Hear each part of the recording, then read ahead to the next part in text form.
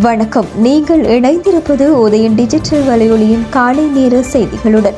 செய்தி தொகுப்பு உதயன் டிஜிட்டல் செய்தி பிரிவு.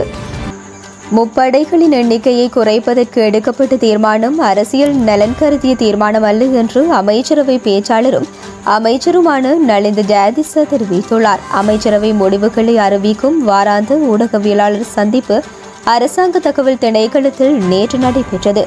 இதன்போது 2030 ஆண்டளவில் படை குறைப்பு செய்யப்படவுள்ள எண்ணிக்கை தொடர்பில் ஜனாதிபதி வெளியிட்டுள்ள அறிவிப்பு தேசிய பாதுகாப்புக்கு அச்சுறுத்தல் என எதிரணி உறுப்பினர்கள் கூறுகின்றனர் என கேள்வி எழுப்பப்பட்டது. இதற்கு அமைச்சர் தெரிவிக்கையில், இராணுவத்தின் தொழில்சார் தன்மை மேம்படுத்தப்படும் என்றுதான் ஜனாதிபதி கூறியுள்ளார். பாதுகாப்பு நிபுணர்களின் ஆலோசனைகளுக்கு அமைய அடுத்த 5 ஆண்டுகளுக்கு பிறகு செயற்படுத்தப்படும் திட்டத்தை ஜனாதிபதி முன் வைத்துள்ளார். படைகளில் உள்ள ஆட்களின் எண்ணிக்கை குறைக்கப்பட்டாலும் தொழில்நுட்பம் உள்ளிட்ட விடயங்களில் இராணுவம் வலுப்படுத்தப்படும். அதற்காகவே பாதுகாப்பு அமைச்சுக்கு கூடுதல் நிதி ஒதுக்கப்பட்டுள்ளது. இந்த சமுத்திரத்தை பாதுகாப்பதில் நமது தலையீடு அதிகம் தேவைப்படுகின்றது.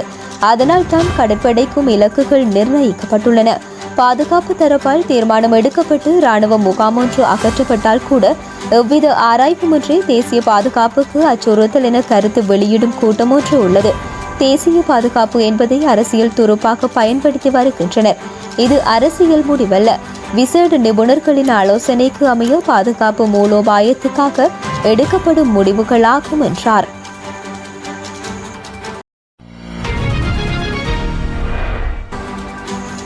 இலங்கை சிறையில் அடைக்கப்பட்டுள்ள இந்திய மீனவர்களை விடுவிக்குமாறு வலியுறுத்தி ராமேஸ்வரம் மீனவர்கள் நேற்று திருவோடு ஏந்தி போராட்டத்தில் ஈடுபட்டனர். இலங்கை கடற்படையால் கைது செய்யப்பட்டுள்ள இந்திய மீனவர்களை விடுவிக்குமாறு வலியுறுத்தி கடந்த 24ஆம் திகதி முதல் ராமேஸ்வரம் மீனவர்கள் போராட்டத்தில் ஈடுபட்டு வருகின்றனர். தமது போராட்டத்தின் ஒரு பகுதியாகவே அவர்கள் நேற்று திருவோடு ஏந்தி போராடியுள்ளனர். போராட்டத்தில் ஈடுபட்டுள்ள மீனவர்களை தமிழக ஆளுநர் RN ரவி சந்தித்து கலந்துரையாடல் நடாத்தியுள்ளார். இலங்கை சிறைகளில் அடைக்கப்பட்டுள்ள இந்திய மீனவர்களை விடுவிப்பதற்கு முடியுமான அனைத்து நடவடிக்கைகளும் எடுக்கப்படும் என்ற வாக்குறுதியையும் தமிழக மீனவர்களிடத்தில் ஆளுநர் ரவி வழங்கியுள்ளார். தமிழகத்தின் பல்வேறு கட்சிகளை சேர்ந்து அரசியல் தலைவர்கள் பலரும் போராட்டத்தை கைவிடுமாறு மீனவர்களை கோரியுள்ள போதிலும் மீனவர்கள் அதற்கு உடன்படவில்லை. கால வரையறை அற்ற முறையில் தமது போராட்டம் தொடரும் என்று மீனவர்கள் அறிவித்துள்ளனர்.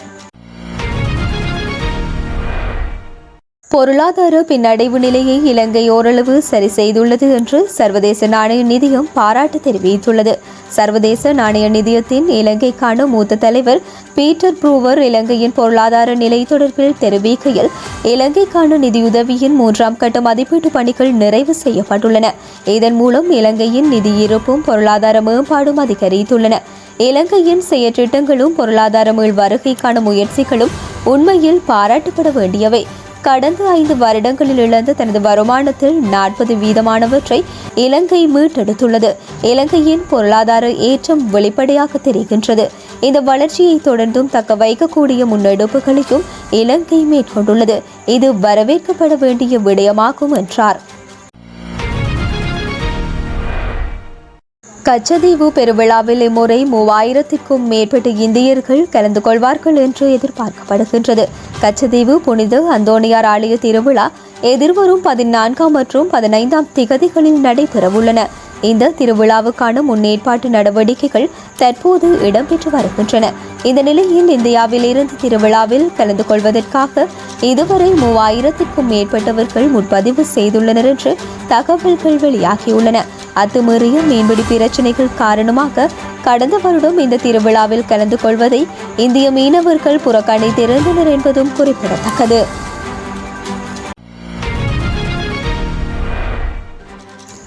மனித சிதிலங்கள் மீட்கப்பட்டுள்ள அரியாலை செமணி புதைக்குழியில் போலீசார் மற்றும் சம்பந்தப்பட்ட மயானத்தின் அபிவிருத்தி சங்கத்தின் உறுப்பினர்கள் இணைந்து கூட்டு பாதுகாப்பு நடவடிக்கைகளை மேற்கொள்ள தீர்மானிக்கப்பட்டுள்ளது என சட்டத்தரணியும் தமிழ் தேசிய மக்கள் முன்னணியின் ஊடக பேச்சாளருமான சுகாஸ் தெரிவித்துள்ளார். இந்த மனித புதைக்குழி தொடர்பான கலந்தாய்வு யாழ்ப்பாணம் மாவட்ட நீதிவான் நீதிமன்ற நீதிபதியின் தலைமையில் நேற்று மாலை நடைபெற்றது. இந்த கலந்தாய்வில் முறைப்பாட்டாளர் சார்பில் சிரேஷ்ட சட்டத்தரணி கனகரத்னம் சுகாசும் காணாமலாக்கப்பட்டோரது சங்கத்தின் சார்பில் சட்டத்தரணி தற்பரனும் ஆஜராகியிருந்தனர். இதன்போது 80 தொகுதிகள் மீட்கப்பட்ட பகுதிக்கு போலீஸ் பாதுகாப்பும் அதற்கு மேலதிகமாக சம்பந்தப்பட்ட மயானத்தின் அபிவிருத்தி சங்கத்தின் உறுப்பினர்களை கொண்ட குழுவின் பாதுகாப்பு வழங்கப்பட வேண்டும் என்ற கோரிக்கை முன்வைக்கப்பட்டுள்ளது.